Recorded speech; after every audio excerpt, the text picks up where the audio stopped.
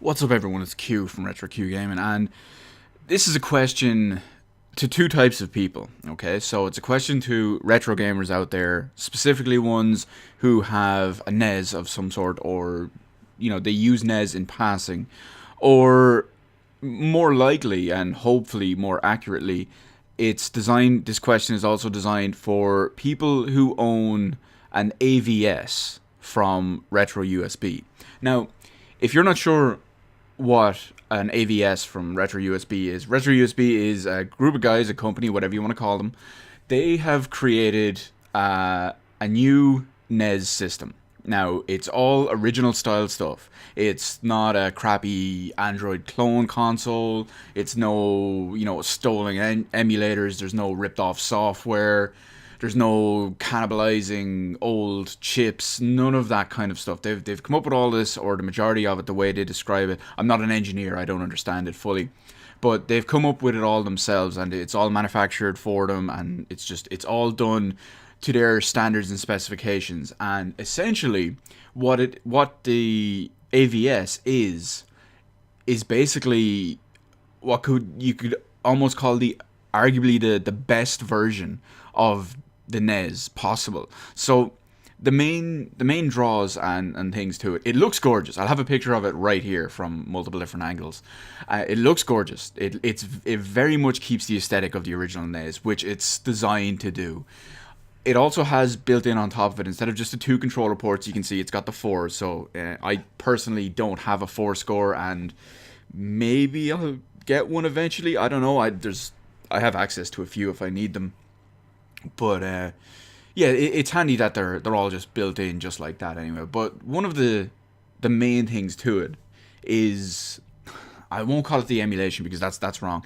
It's the type of upscaling they use. So first off, this supports both, well, not just both, but this supports all three platforms of the original NES. It supports American NES games, it supports PAL NES games, and it supports Famicom games. So it's got the trifecta right there. You can basically, when you have the top open, you can just pop the card vertically at the front for a Famicom game, or you just slide it in horizontally straight in as a NES game.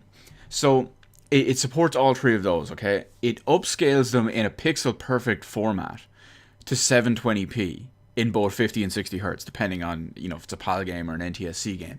So that right there is pretty important, because I've seen videos of the upscaling of the AVS, and it's very impressive. It's very impressive. It's all done through HDMI, as you'd expect, given the fact it's a 720p upscaling machine. So the fact that it's all in there on HDMI to just come out in the one way. It's got the sound obviously in there as well. It's got the front-loading NES games. It's got the top-loading Famicom games, as I mentioned as well. There's different types of scaling and whatever you want to call it. Say, types of scan lines, filters, if you will, to put in on top of it. I said it already has the 4 ports on there. It uses HDMI for the video and audio. We already know that.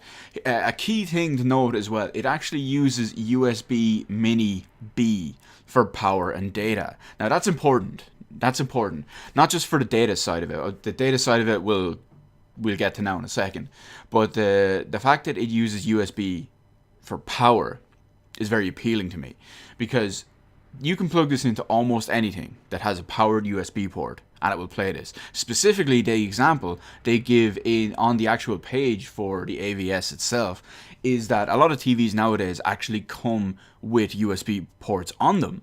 So like the mini NES, the NES Classic or whatever you want to call it, you can plug that directly into the TV and it will power it from that. It's the same with the Retro USB AVS, for the simple reason you don't have to worry about proprietary chargers. You don't have to worry even about generic USB chargers. It's literally just a cable to your TV, or a cable to your PC, or a cable to whatever that has a powered USB port on it.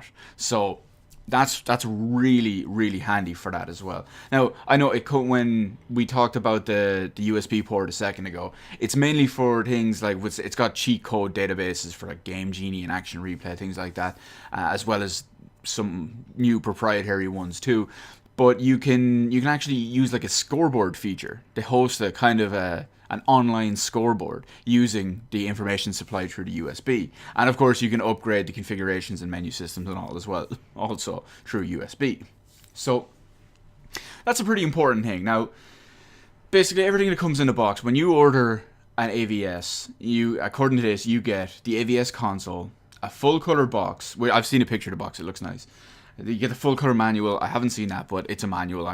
Chances are I wouldn't even need it, but I'd look over just to see some of the unique features for this, just so I knew how to use them all. It comes with now they word this weird. They say it looks like 6 foot USB mini cable. Could be right, could be wrong. Just it seems a bit long for USB cable. I know it's for power reasons and all, but still. And then you've got a USB mini power supply USA plug. Not really worried about that. I have plenty of generic USB plugs for over here, as well as multiple devices with powered USB ports on them that I could probably power it off.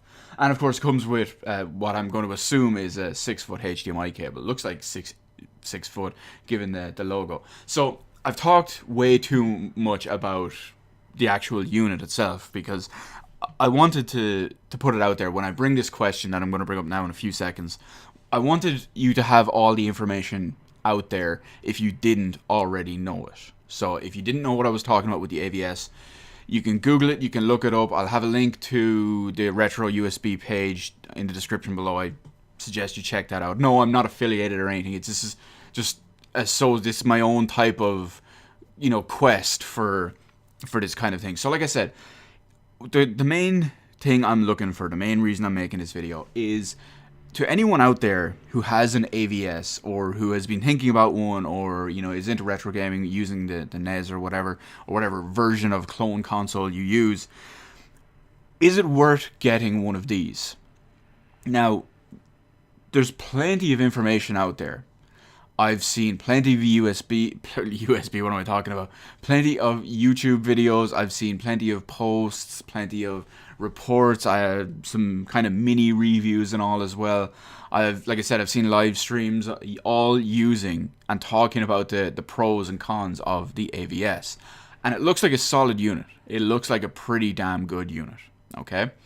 It's roughly 3 times the price. Like when over here, at least anyway, when you buy a pre-owned NES from somewhere, be it the kind of average price they go for on eBay around here, or if you buy it from one of the overpriced retro stores that we have around here, you're probably looking at the cost of about 3 Nintendos in the long run. Now, what I question about the whole thing for it is this worth it?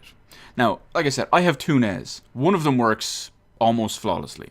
It's one of those ones where, 1 out of 50 times it won't boot up properly. One of my other ones is not in good shape. And I'm thinking of getting something called a blinking light win. It's basically replaces the pin connector, and it's got some other features. But it basically changes the loading mechanism and pin connectors to get rid of the design flaw and doesn't fuck up the pins as much, basically. Lessens the stress on it. So that's my option for one of those. I'll probably get that. But in the long run, would I be better off getting an AVS? So I want to know from you guys out there who have owned, do own, or know people who have owned them and witnessed what they can actually do for the Retro AVS. Or Retro USB AVS, I should say. It's a little bit of a confusing name. So, because I want to know if it's worth it. Because I am probably going to invest in a FrameMeister next month. Now, that's a whole other conversation. For the simple reason is I'm not just buying a FrameMeister for my NES. I'm buying it for a combination of all my stuff to get as good picture quality as I can. Short of, I'm replacing all my cables with RGB SCARTs. At least, well, the majority of the ones that support it, I'm replacing with RGB SCARTs or VGA boxes or, component cables, whatever, depending on the console. As well as, I'll have kind of, I'm working on getting, a CRT setup and all as well, but that's beside the point. I want to know, is this worth it? Am I better off getting one of these quality-wise? What you get from this? Is it better doing the once-off investment and, reaping that benefit? It seems like it would be. I'm going to throw that in there as well. I'm very heavily leaning towards this already.